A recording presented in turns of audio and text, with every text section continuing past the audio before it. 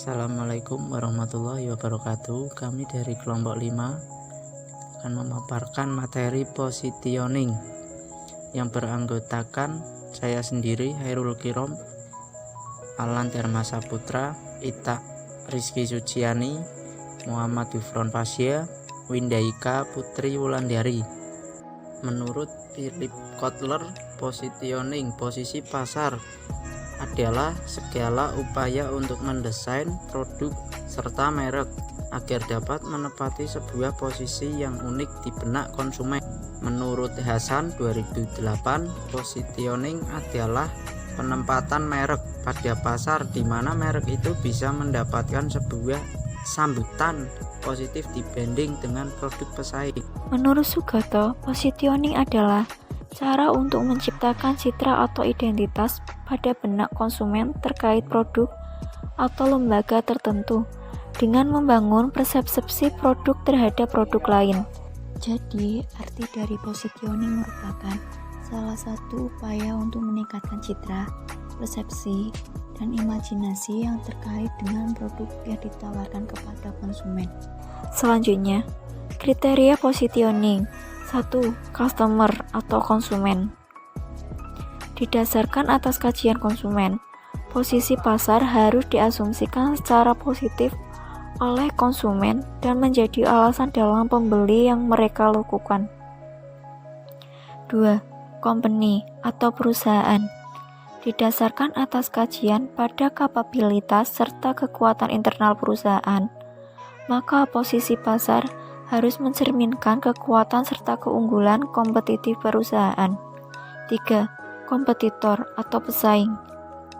Berdasarkan atas kajian keadaan kompetitor, maka posisi pasar harus mempunyai sifat unik sehingga bisa dengan mudah mendiferensiasikan diri dan mempunyai perbedaan khusus apabila dibandingkan dengan produk pesaing. 4. Change atau perubahan. Didasarkan pada kajian atas perubahan yang terjadi pada lingkungan bisnis, posisi pasar harus berkelanjutan serta selalu relevan dengan berbagai macam perubahan dalam lingkungan bisnis, seperti perubahan persaingan, perubahan sosial budaya, perilaku konsumen, dan sebagainya. Tujuan positioning menurut Hasan ada 3, yaitu yang pertama, menempatkan produk pada pasar sehingga produk tersebut tampak berbeda dan menjadi terpisah dengan merek pesaing. Yang nomor 2, memposisikan produk sehingga dapat menyampaikan beberapa hal keunikan produk kepada pelanggan. Yang ketiga, mencapai hasil yang diharapkan oleh perusahaan yang meliputi pemenuhan kebutuhan segmen pasar yang lebih spesifik. Slide selanjutnya adalah manfaat positioning dalam strategi pemasaran. Yang diungkapkan oleh Craven ada beberapa manfaat, yaitu yang pertama, perusahaan dapat mempertahankan para prospek yang menjadi ajang pertempuran dalam over komunikasi, ledakan barang, media, dan iklan. Yang kedua, perusahaan mampu menciptakan suatu posisi yang mempertimbangkan kekuatan dan kelemahan perusahaan itu sendiri. Yang ketiga, perusahaan mampu menciptakan suatu posisi yang mempertimbangkan dan memanfaatkan peluang dari kekuatan dan kelemahan pesaing. Pada slide selanjutnya, yaitu manfaat dari positioning dalam strategi pemasaran. Yang nomor 4 adalah perusahaan dapat memanfaatkan dengan cerdik aspek-aspek yang ada di dalam pemikiran konsumen dan mengkaitkan hubungan-hubungan yang telah ada. Nomor 5, mempermudah dan memilih informasi yang telah disimpan. Nomor 6, sebagai benteng terakhir pertahanan perusahaan dalam melawan komunikasi sebagai tempat menyaring, menerima, dan menolak informasi yang ditawarkan. Selanjutnya, melakukan reposisi terhadap pikiran konsumen telah terbentuk, mengidentifikasi kesenjangan posisi, perusahaan dapat menentukan standar evaluasi dan membuat perseptual map. Strategi positioning merupakan faktor utama dalam meningkatkan kekuatan posisi pasar bagi sebuah perusahaan dibandingkan pesaing-pesaingnya pada pasar tertentu. Strategi ini berorientasi pada pikiran atau persepsi konsumen sebagai upaya untuk menemukan suatu celah di benak konsumen. Dengan demikian, konsumen mempunyai image yang khusus terhadap produk merek perusahaan. Selanjutnya, bentuk positioning. Bentuk positioning dibagi menjadi 7. Yang pertama, positioning atas dasar atribut. Perusahaan dapat memposisikan diri atas dasar atribut atau juga fitur yang lebih spesifik, misalkan komposisi bahan, pengalaman, ukuran, dan keamanan. Yang kedua, positioning atas dasar manfaat. Bentuk positioning ini, produk memiliki posisi sebagai pemimpin pada manfaat tertentu seperti pasta gigi yang dapat mencegah gigi rusak, menyegarkan aroma mulut, dan lain-lain. Yang ketiga, positioning atas dasar penggunaan. Produk dalam bentuk positioning ini dijadikan sebagai alternatif paling baik untuk pemakainya. Yang keempat, positioning atas dasar pemakai. Produk memiliki posisi sebagai pilihan paling bagus untuk kelompok tertentu seperti suplemen untuk para penggiat olahraga. Yang kelima, positioning atas dasar pesaing. Produk dapat dikaitkan atau didasarkan pada posisi persaingan pada pesaing utama.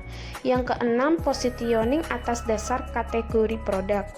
Posisi produk sebagai pemimpin pada kategori produk yang tertentu. Yang ketujuh, positioning atas dasar harga.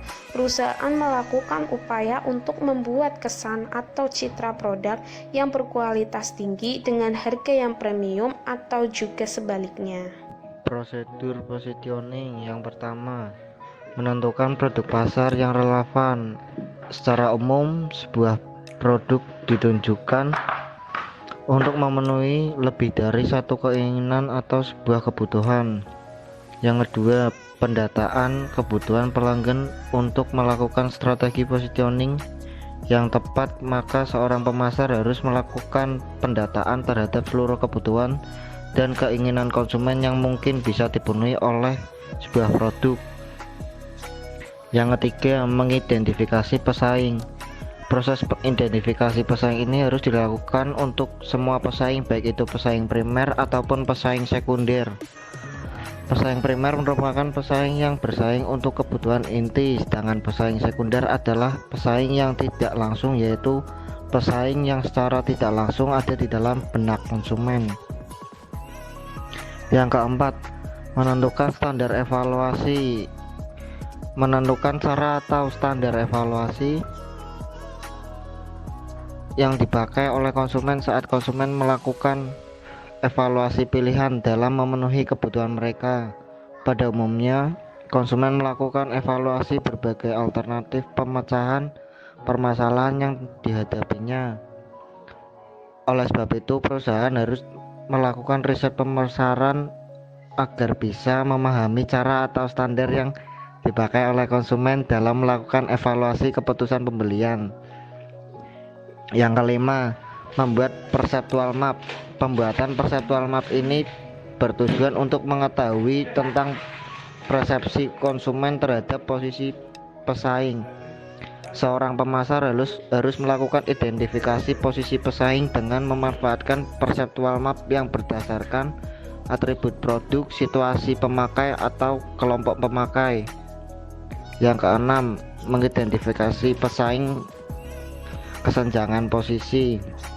Identifikasi kesenjangan posisi yang ditempati saat ini dengan menggunakan analisa posisi sebagai produk yang saling bersaing. Hal ini dapat menentukan daerah atau aspek yang belum digarap atau yang telah digarap pesaing. Yang ketujuh, merencanakan dan menjalankan strategi positioning.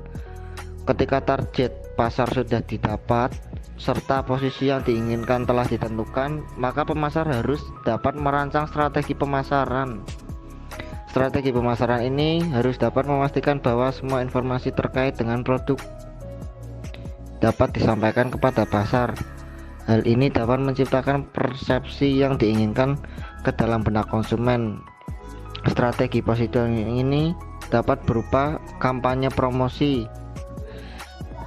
Dan yang terakhir, memantau posisi suatu produk yang sebenarnya harus selalu diperhatikan setiap saat agar berusaha dapat melakukan penyesuaian atas kemungkinan perubahan lingkungan.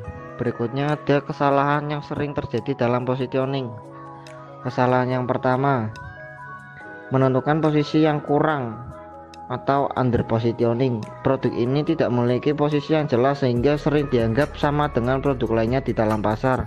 Hal ini dapat terjadi permasalahan karena konsumen tidak membedakan produk tersebut dengan produk lainnya.